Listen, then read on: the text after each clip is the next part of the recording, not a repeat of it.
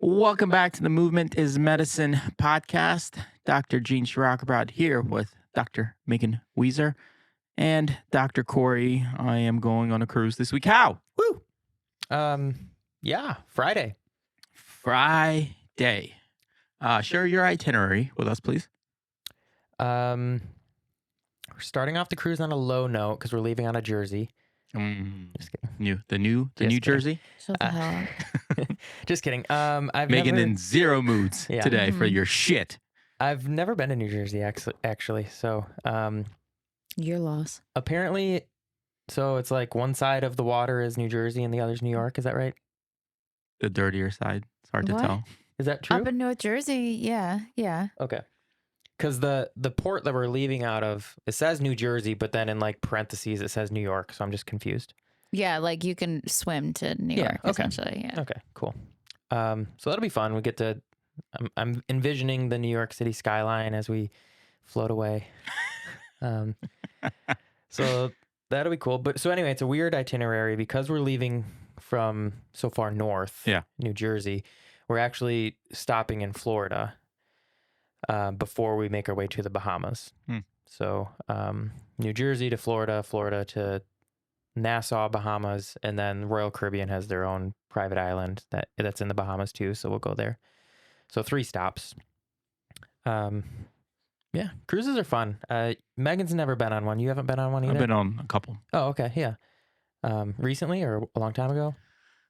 The last one was 2011. 2011. It's been 12 years now. It's been 12 years. That's crazy, isn't it? Yeah, it's a little while. Even back then, I'm sure they were good, but they've gotten so crazy now. The ships are so big. You're on the moving city. Yeah, it's unreal. You don't even feel the waves or anything. It's fun. Carrie and I went on one when we graduated PT school, and she says that it was her favorite vacation ever. Maybe because we just passed the boards and graduated, so there's a lot of excitement around that. But it was really fun. So we have hopeful high expectations for this one too. Yeah, I you think guys it'll pan could out. use a getaway at this point. Yeah. What's your philosophy on vacations and working out? How do you approach that? I don't do it a lot. Vacations or working out? Working out. I think like a lot of people, I have high expectations. Actually, on our last cruise, we tried. It was either late April or early May. I think it was early May. So Murph was coming up. So we decided to try a Murph workout, 5 pull-ups, 10 push-ups, 15 air squats. I got through 3 rounds of that and quit. I think I was just so full of cheeseburgers and all No, the thank other, you. No, we do other things. On that cruise, we took the elevator one time, and that was when we first got there with our multiple bags. But the rest of the time, we're on like floor 12, and we took the stairs every single time, just as a way of.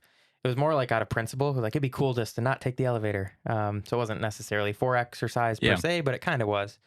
But as far as like structured exercise, I really don't do it very often. Carrie is more structured than I am. She would be more likely to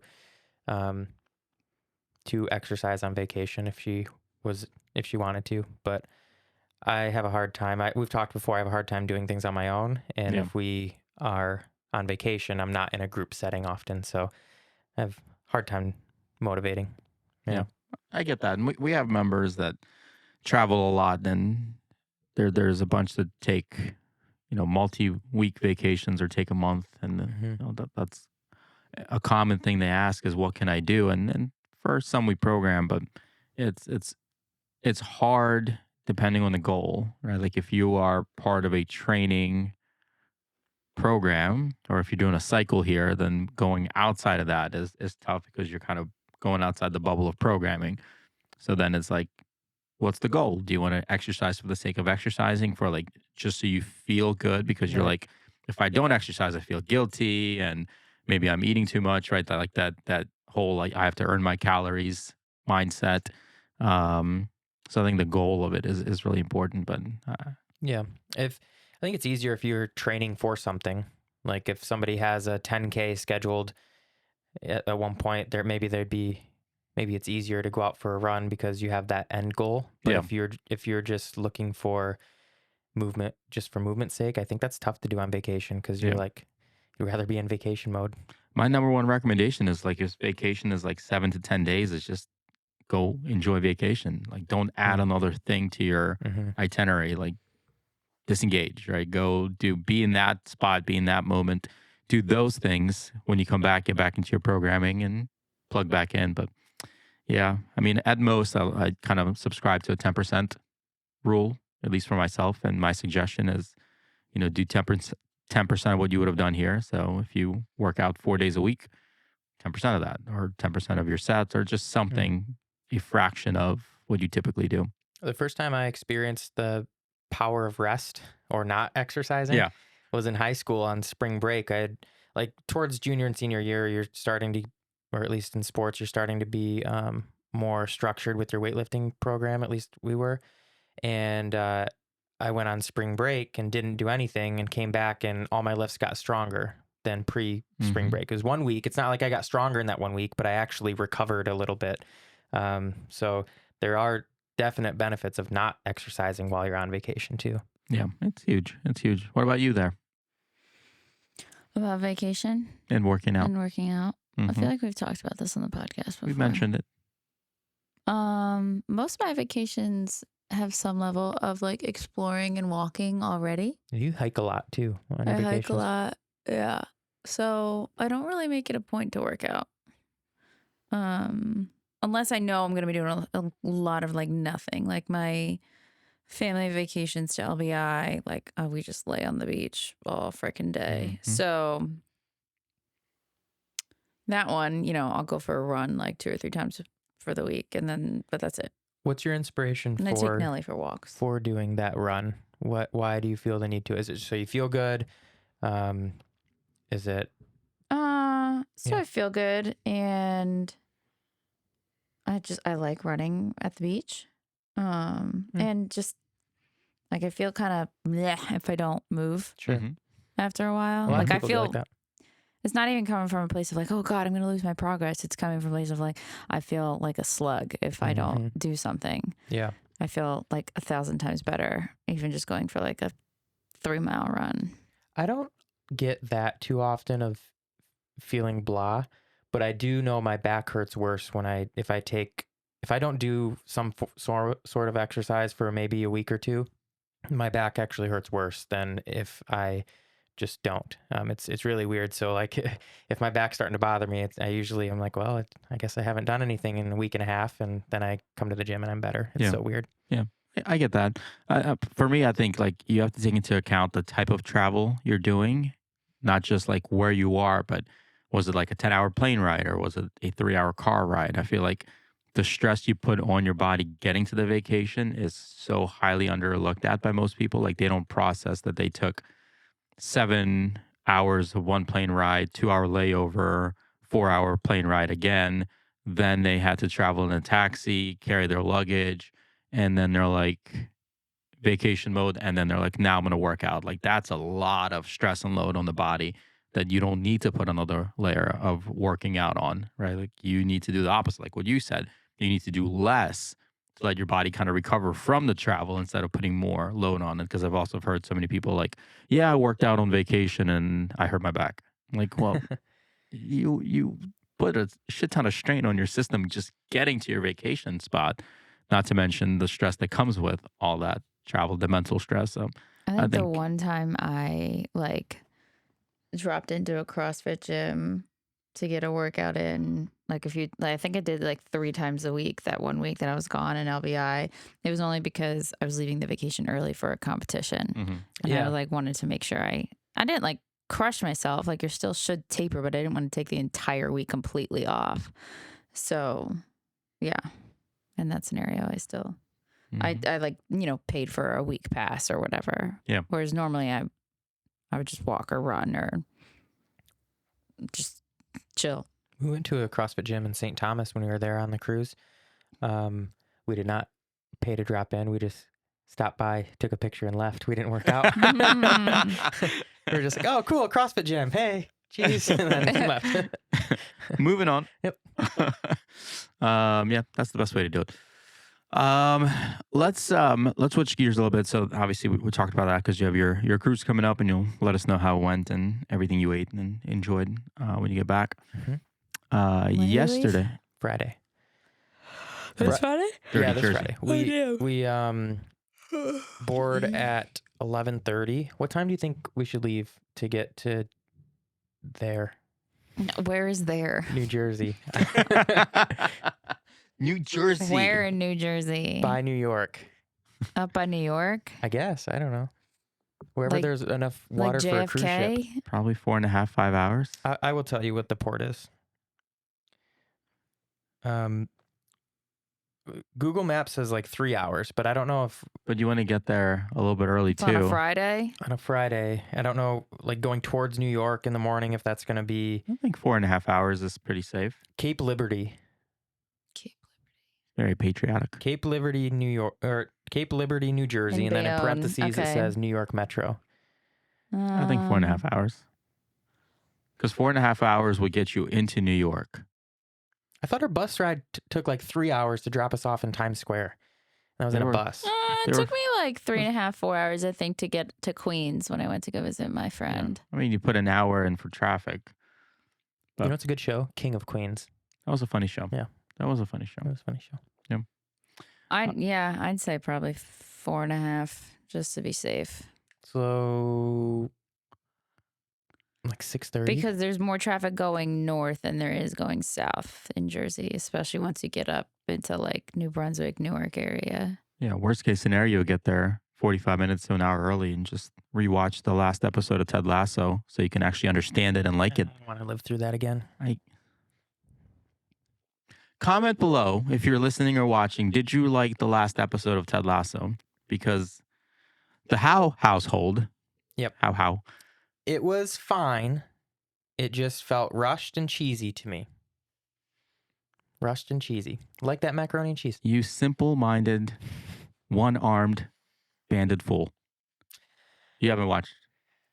You haven't seen Ted Lasso, have you? Mm-mm. I don't have Apple TV. You just do what everyone else does. Borrow somebody else's. I got a 6-month free trial. So that's going until September. Yeah. Then you look at one of your other Apple products and get another 6-month trial. There's 6-month trials everywhere for Apple Don't you TV. need a new email every time or no? Look at this No. puppy. No? She's so No. sweet.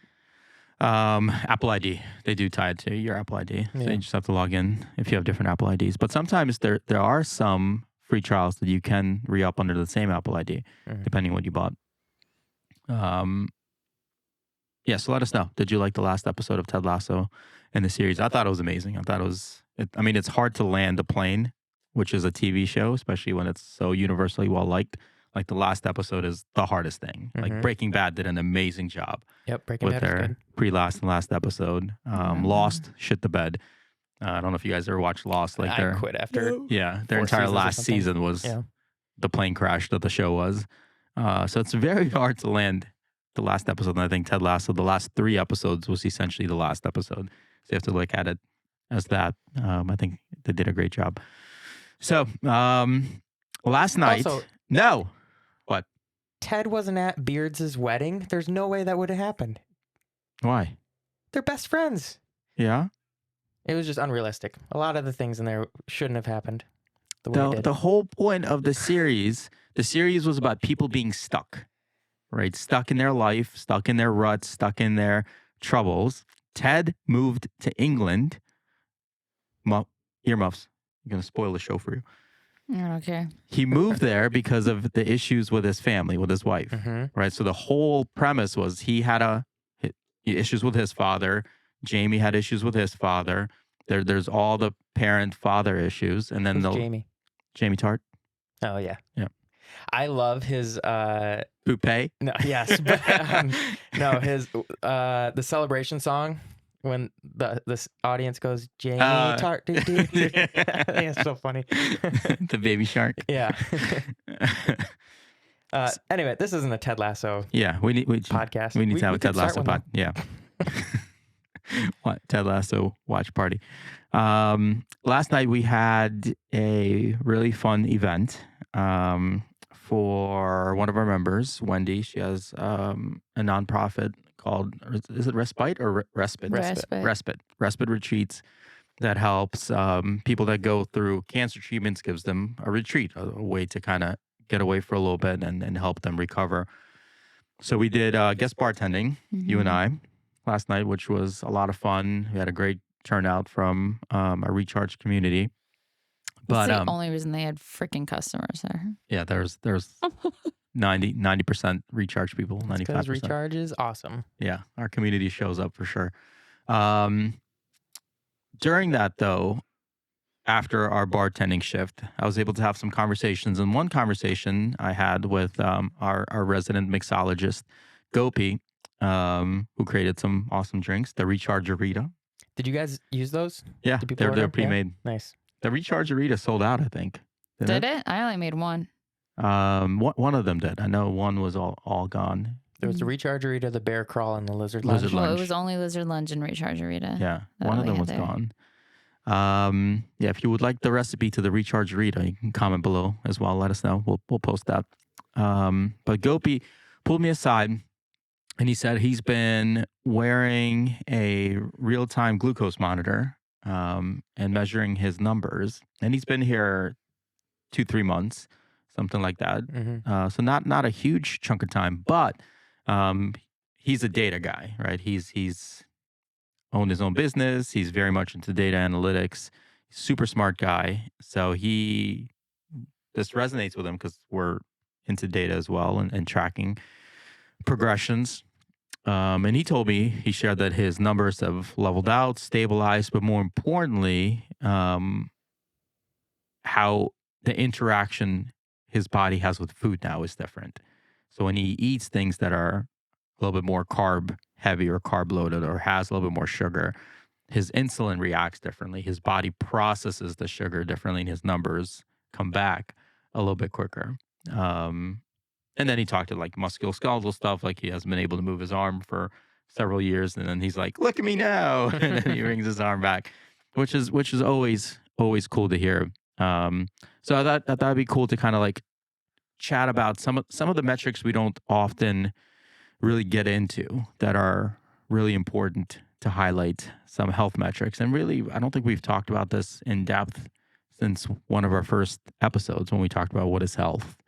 You remember that? We established health markers. So that would be good to kind of review some of the outside of maybe body composition of you're getting stronger, you can lift more weight. That's good. That's a good progression. But what else can people look at as a sign of health? Like Gopi's looking at his blood sugar levels and maintaining that. I mean, what are some of the other metrics that can be somewhat readily tracked that most people should have a fairly consistent look at? Probably resting heart rate is a good one. Another member that was a member and then took some time off and came back, they told Carrie, and I think Carrie, and then Carrie told me. Anyway, that their resting heart rate or average heart rate for the day has gone down by like 20 beats by coming and working out more over the past couple months. So that's interesting to see how quickly it can go away and how also quickly it can return too. For those that don't know, a lower resting heart rate is typically better. Higher resting heart rate can be more indicative of bad things. So the normal range is like 60 to 100 beats per minute. And it was just cool that she noticed that seriously a 20 beat difference on average throughout the week. Yeah. Without changing much other than just coming in and exercising a little bit more. Yeah. I mean, that's a big deal. Resting heart rate. I mean, the heart is a muscle, right? So just like any other muscle, it's different because it's smooth muscle, not striated muscle, like our musculoskeletal system. But if you're taking off 20 beats over a cycle throughout the day, I mean, that's just less the heart has to work. for no reason. So that's more efficiency, less energy, expanded, that that your heart can preserve. I think that's a big deal. I mean, that there's a reason people that have heart issues or blood pressure issues get put on beta blockers to bring that heart rate down for similar pieces. But that also has to do with cardiac output, right? Cardiac output is heart rate times stroke volume, which is how hard your heart contracts. So cardiac output overall is a big deal. So resting heart rate plays a big role in that as well, because you can extrapolate that their resting heart rate went down because their stroke volume got higher, so they're able to more efficiently pump their heart. So they still have good cardiac output, but their heart rate goes down. What about you? Any thoughts? Health metrics? Like other metrics? I don't know. I mean, to coincide with heart rate, blood pressure would be another one. I mean, weight, obviously, but that doesn't tell you the whole picture, I don't think. I think heart rate and blood pressure will give you a better indication as to like your health. Yeah.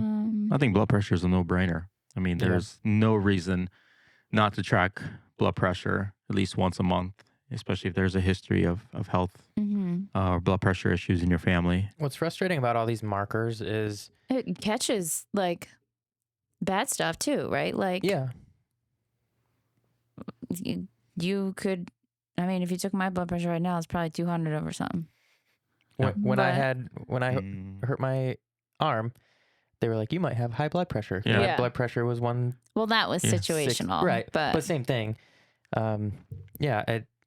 They're like, you might have a high blood pressure. And then I went back 2 weeks later and it was 118 over whatever. So it is situational. But what's frustrating about all these things is blood sugar, blood pressure, heart rate. Like, you can be abnormal and not know it. And well, high blood pressure is called the silent killer. Exactly. Yeah, that's what I was alluding to. Yeah. And if what we don't know doesn't hurt us until it does, and it's too late. So it really is important to take note of these things and to monitor over time, because what feels fine right now, it may not be. Yeah. And high blood pressure can lead to increased risks of stroke, heart attack, aneurysms, blood clots, which lead to stroke, and similar issues. That's a big deal that can be caught very easily. Was another one. Yeah, that's iffy at this point, but yeah, that plays into atherosclerosis, which is the hardening of your arteries. But blood pressure can be the early detector of all that, right? Like, if you are tracking your blood pressure and it's staying fairly high consistently and not changing with exercise, like, this is the biggie. Regular exercise, particularly high intensity training, has been shown to lower blood pressure faster than any other type of training, even pure aerobic training. Also, high intensity training has shown to take off fat from your organs. Like, your organs can build layers of fat, which is a lot more detrimental than superficial fat that we see on our bellies and on our bodies. That's the fat that can actually kill you. And high intensity training is the best at getting rid of that. But if your blood pressure is not getting better with consistent training, that is an issue that needs to be addressed ASAP. Like, that's a high level medical issue. And that's where pharmacology and other interventions become critical, right? Some people are like, I'm doing exercise because that is the conservative approach, right? That's the best for me because it gives long-term sustainable results. And that's absolutely true. But there is a portion of people that does not help. Exercise is not enough. It helps with everything else. But if there's a genetic issue going on, right? If there is something that your system cannot self-regulate on, and you do exercise and it doesn't get better, then you must have some kind of pharmacological intervention, because then your likelihood, if you create a triage, a striation of danger, you're like on the absolute high level danger side of it. If you did everything right, like you're eating better, you're tracking your sodium, you have that dialed in, you're training and you're exercising, your blood pressure still 150 over 90 Mhm. regularly, you need to be on some kind of medication at that point. And most people never get to that, right? Because they don't know it. Because they don't know it. Oftentimes, yeah. Exactly. And that's the most frustrating, I think. It's the most preventable things are the ones that kill or create morbidity in the most people, right? It's not the things you can't control. It's the things that you can control very easily, relatively speaking. Yeah, isn't it like literally like the 3 highest cause I can't make words. Yeah. The Causes top of causes morbidity, of mortality. are like controllable things, like Yeah. things that we could. Sedentary behavior, Yeah, falls, and high blood pressure, something like that. Smoking cardiovascular was disease. probably in there at one point. Yeah, It's frustrating, but I mean that's kind of why and we yet talk our about this healthcare stuff. system doesn't like they'll pay for medication and hospitalization and whatnot, but they won't pay for a gym membership. No, your care gets better after you had the issue, right? Like Mhm. if you're on the cusp of it, like, oh no, we'll keep an eye on it, we'll monitor it. Just eat better and work out. That's literally the recommendation of most Mhm. physicians or caregivers. And then you have an event happen, and they're like, okay, now that it's happened, Yeah. let's get to work. And you're just like, come on, guys, like, come on. Like it's right there in front of you. You know where this is going. You know where this is headed. I think that's one thing we have the opportunity to do is grab our members and go, this is where you're headed, right? You need to do this now or else. I think most other providers and other healthcare avenues don't do that. They go, let's see how it goes. And then something goes and they're like, okay, now let's work backwards and treat you, which is pretty frustrating. Mm-hmm. Any other thoughts? Blood pressure, heart rate, glucose. Don't measure your blood pressure right after exercise. Mhm. There's a natural increase in blood pressure immediately or during and immediately after exercise. So don't be surprised if it is 140 over something after a bout of high intensity interval training. But the caveat to that is it shouldn't change that much, and the diastolic shouldn't really change. Only the top number, the second systolic. number, yeah. Yeah, the Diastolic top should number change. can go up a little bit, but the Yep. bottom number should be consistent throughout because that pressure, your blood pressure, should not change. That should be fairly consistent. And if it isn't, then it speaks to a much bigger issue going on because your body needs to maintain homeostasis and it shouldn't change, which a lot of people don't know is that blood pressure number needs to be fairly low and under 90 or under 80 most of the time. Any other? Megan is literally falling asleep right now. Yeah, She just I'm falling napped. Asleep. She I just wish I took a micro napped. nap. I wish I napped. I can't get my eyes open right now. Took a micro nap. All right. You should have put your sunglasses on, then nobody would ever know. Oh, that's a good idea. Let's start over. Gave myself away. Okay, carry on. Megan was bartending last night with me. So, That's not why I'm tired. Come on. no. But I you was did, drinking. You did drink on the job. I didn't. She was literally drinking margaritas as she was serving things. To be fair, Jahan Tab kept making them for me. He That was is not to be fair. That's still on you for taking it and drinking it. I mean, I didn't finish it, the last one, but Were I they didn't- rechargeritas? no, I Oh. don't like mezcal, so I didn't have the rechargerita. But yeah, he was like, do you want a refill? And I'm like, no. He goes, okay. It's because Jahan Tub has found a new calling in his life. Like had he so kept much fun. bartending way after his shift. He kept bartending after our shift. Really? He just kept going behind the bar and serving people drinks. So it was a competition, right? Yesterday? Apparently. kind of. Yeah. Barely. So supposedly, very as the skewed. rules were, every drink you made, you were supposed to give out a chip, and Yep. then they vote at the end with their favorite bartender. Yep. Jahantub admitted to handing out 5 chips per drink, and that is why he won. It was rigged. That is One not. of- Oh, it one was of the rigged reasons he beyond won. that. Yeah. It was also rigged because Wendy was going around going, "Do not vote for Gene. Do not vote for Gene. Do not." And I'm standing right here. She literally said it in front of my face. There's So a Jahantub family. won, but Go ahead. supposedly he was handing out a bunch of chips with every drink to Yeah. try to get more Yeah. votes. That for sounds himself. right. I think he was drinking too. Yeah. One for you, one for me. One for you, one for me. He said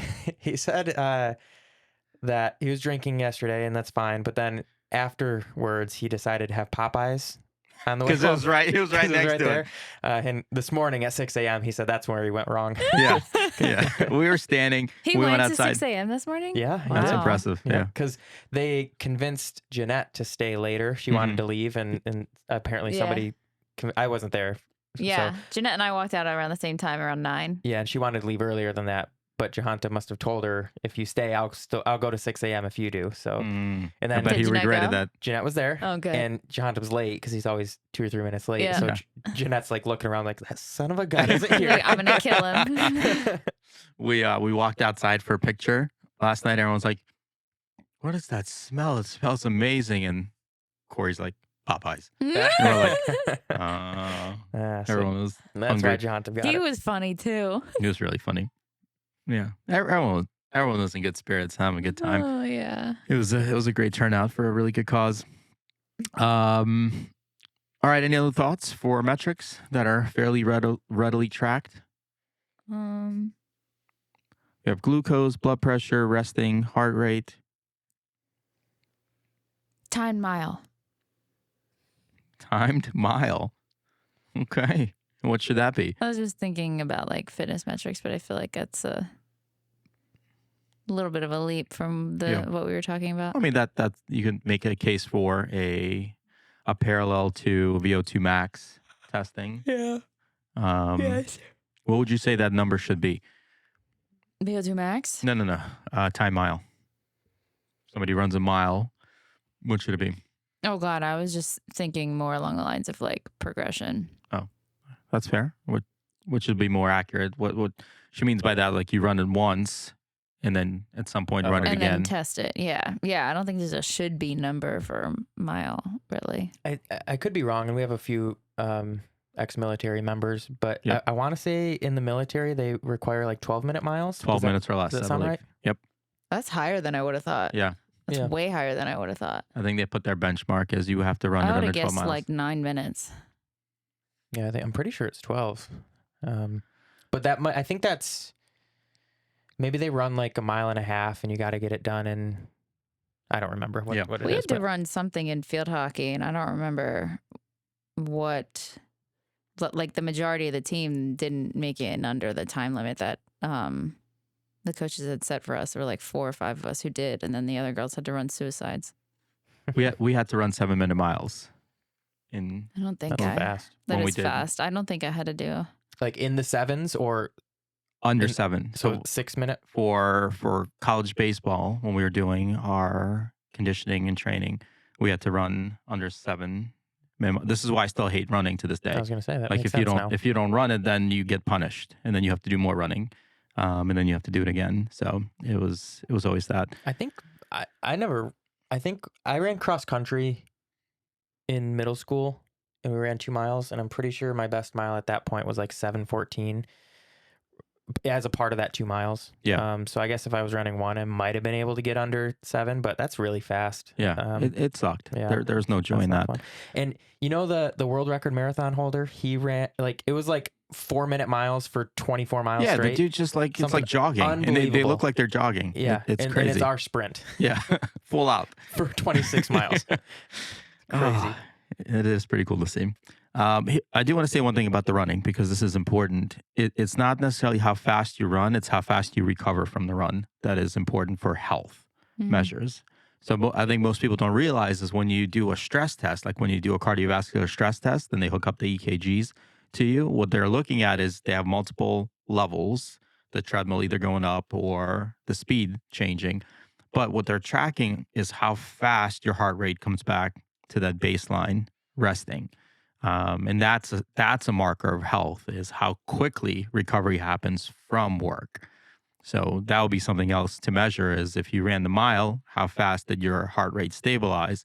And then doing some training and then doing it again, does your heart rate come down faster? Do you recover faster? Would you have to control the time that you ran the mile in? It shouldn't matter, no. So even if you run faster, you should be able to recover faster than the original time because both improve at the same time. Mhm. Or if, in that case, if you have let's say a cardiac issue and your performance gets better, but your recovery is slower, then you know that chances are you have potentially have a cardiac issue going because your body can do the work but can't recover from the work, right? Or you're not getting enough blood flow, therefore you're not getting enough oxygen. So there's a lot of people that feel like, hey, I am in great shape. I've been training, I've been working out, I've been running, and then all of a sudden I can't catch my breath. I feel like I'm not getting enough air in. And a lot of times that's because their body is not efficiently enough producing blood flow. Therefore, they're not getting enough oxygen. So they feel shortness of breath. So those are important things. I'll throw out one to kind of close this one out with heart rate variability, HRV. Okay. How you going to measure that other than a wearable? With a wearable. A variable. Variable. I mean, iPhones have it now. Apple Watches. I mean, most wearables have it now. But yeah, the most accurate way would be you have to have some kind of device I think. to track it. Oh, mine's dead. It died last night. I forgot to bring the charger. That is a good descriptor of your energy level right now via the watch. Dead? Dead. Yeah, actually. Yep. Dead. Yeah. DED, dead. I'm dead. Heart rate variability, that's important. When that takes into account the spectrum that your heart goes through, ups and downs. So if you have high heart rate variability, that means you have active moments in the day where your heart rate can go up and then go down. So the more range you create, the more your heart gets to work and experience. So heart rate variability is more and more being established as a solid marker of health. So I think that's a simple one that you can kind of track, especially if you're one of the gazillion people that wears some kind of They wearable. don't all like keep track of it though. Like they don't, or what I was gonna say is like they don't all advertise that is what they are keeping track of. Like the Garmin, it doesn't have like this is your heart rate variability. It's more so just like it has like a body battery kind of thing and a stress level thing, which I think takes into account heart rate variability, but it doesn't say like this is your HRV. Mm-hmm. Kind of Apple thing. does in the health app. Oh, okay. So you can track it. You might want to see if your Garmin hooks up to your Apple I think Health, it does. then you should be able to see HRV Oh, in there. Whoop, a lot of people wear Whoop. That does a fairly good job. What Whoop does a good job of that Apple they doesn't do. present their data really well. Exactly. They give you analysis of the data. So for me, I like Apple because it gives me more just objective data that I can do whatever I want with, which is good for me. But for majority of the people, Whoop, I think, does a nice It job just has of. heart rate on here. It doesn't have. I know there's a heart rate variability in there somewhere. What are you looking at? Oh, what the hell? How do I find that? So there you go. Those are some of our ideas for heart tracking. Shout out to Gopi for having that chat with me. I would love to get into more data. health metric and some markers tracking here at Recharge. If we can strap a glucose That'd be monitor cool. to every one of our members, starting with Corey, I think that'll be a good start, Mr. Pre-diabetic. Mm-hmm. I don't want to talk about it. Too soon. After the cruise. After the cruise. Yeah, because I don't want to know after during the cruise. We'll talk about it after the cruise. Maybe that'll be a good thing for us. We'll start, each one of us will get a real-time blood glucose monitoring, Yeah, and we'll that'd track be our really data. cool. Start with that, and then maybe we can pass that on to our members. Lauren wears one. Yep, Lauren wears one. Gopi wears one. Did I tell you guys when we tested? I might have told this story before. We were That's curious one day, crazy. Carrie and I, Mhm. and we used her mom's blood sugar Yeah, you did say that. test. Yeah.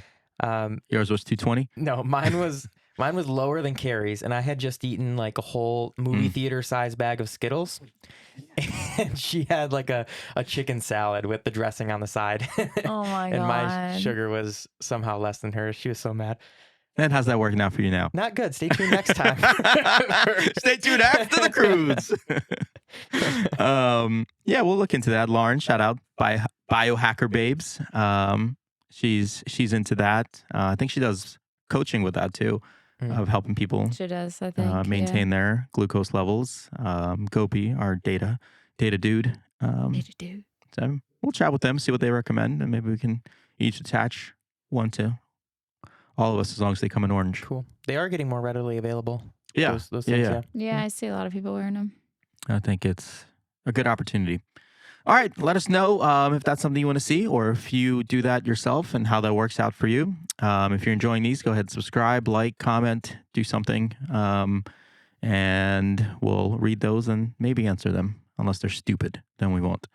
All right, thanks for tuning in. We'll catch you again on the next episode of Movement is Medicine podcast.